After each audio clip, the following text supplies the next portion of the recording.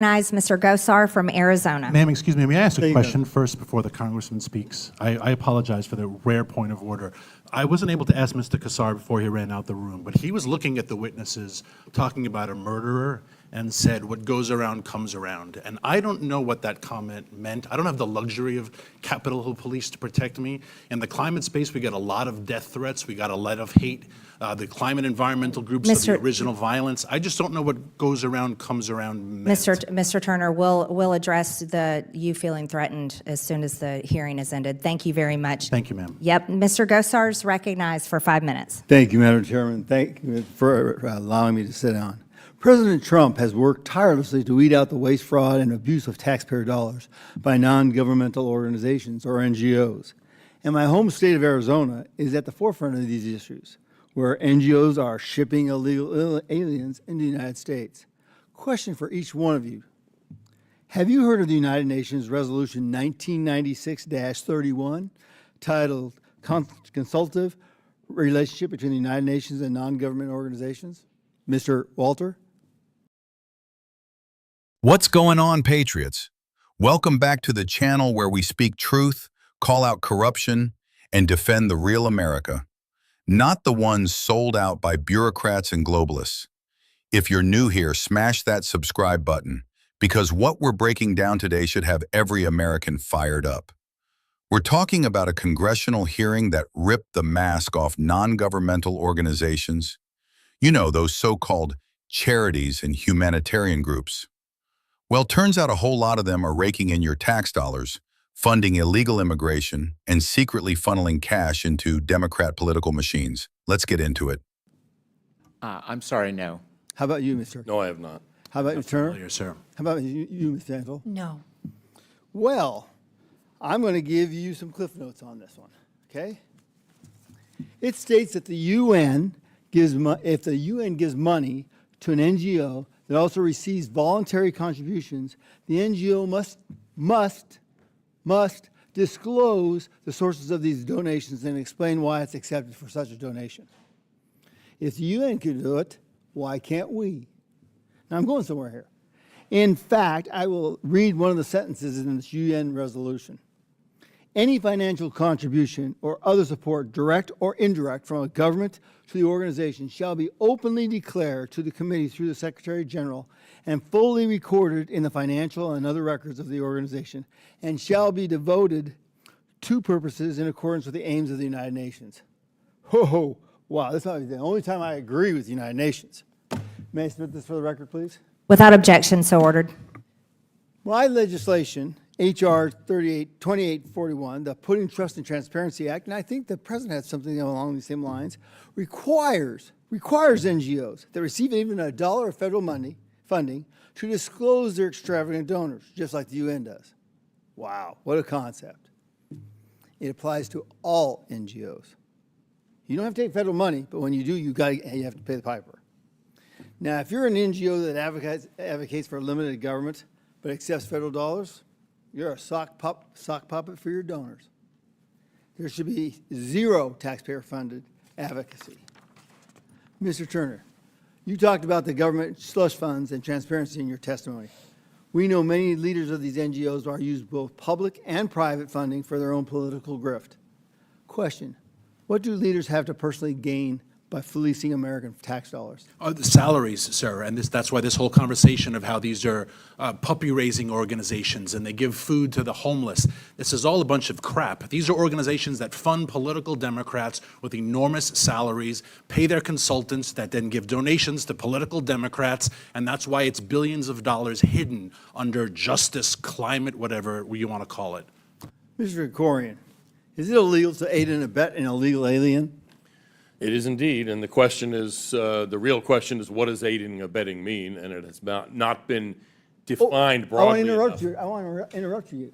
Aiding and abetting I guess could be define that, but when you're going into other countries and showing people the way here, and then finding out that you can give them the luxury of things off of American persons, that would be aiding and abetting, wouldn't you say? It sure seems to me, yes, it does. Well, there's a reason why I want this, because if you thought the USAID was riddled with fraud, wait till you see these NGOs. I love what Ms. Gentle was saying. You know, my Restore, my Habitat for Humanity, Habitat for Humanity. I love that store. I love that store because they're building something. They're trying to put stuff to use and recycle it. But I got this perception over here from this lady that everything is hunky-dory. And it's not. You can't violate the United States laws. You can't. Oh, I forgot. Yes, you can. You can violate any law you want to because we're void of a sheriff. Well, we were void of a sheriff for the last 4 years we did. But see, we want to see this transparency because we want to have those numbers for the American public. Mr. Walter, are you scared of the American public for sunlight? Not remotely. Oh, see, that's why I have another bill, and it's called the Lasso Act. It takes, imagine this. I heard all our friends from the other side of the aisle say that we're attacking Social Security. Wouldn't it be interesting that I took 10% of all the public lands, all the revenues coming off of public lands and off of our oceans, and I put it in Social Security Trust Fund? Would that surprise you, Mr. Walter? Possibly. How, Mr. Korian? It's not my area. I don't know. I'm not familiar with it. I'm putting it in there. Does it look like I'm cutting Social Security? Right, no, it does not. How about you, Mr. Turner? No. Well, Madam Chair, I got to tell you, this is too much fun. I got to let you yield back. The gentleman yield. Representative Paul Gosar came out swinging, and for good reason. He's exposing how NGOs are being used as backdoor operations to move illegal aliens into the U.S. under the radar with your money. Not private donations, federal funding. And here's the kicker. These same groups don't have to tell us where their other money comes from. Why? Because there's no law requiring them to. That's why Gosar's new bill, the Putting Trust and Transparency Act, matters so much. Even the United Nations, of all groups, requires transparency from its NGOs. If an NGO gets funding from any government, they have to disclose who gave it and why. That's just basic accountability. And guess what? Gosar says, if the UN can demand it, why the hell can't we?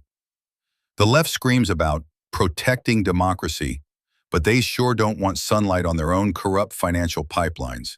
And that's the problem. Let's call it what it is. Aiding and abetting illegal immigration. These NGOs are not just handing out sandwiches at the border. They're traveling into other countries, showing people how to game our system, and then cashing in with US dollars once they arrive. That's not charity. That's a taxpayer-funded invasion.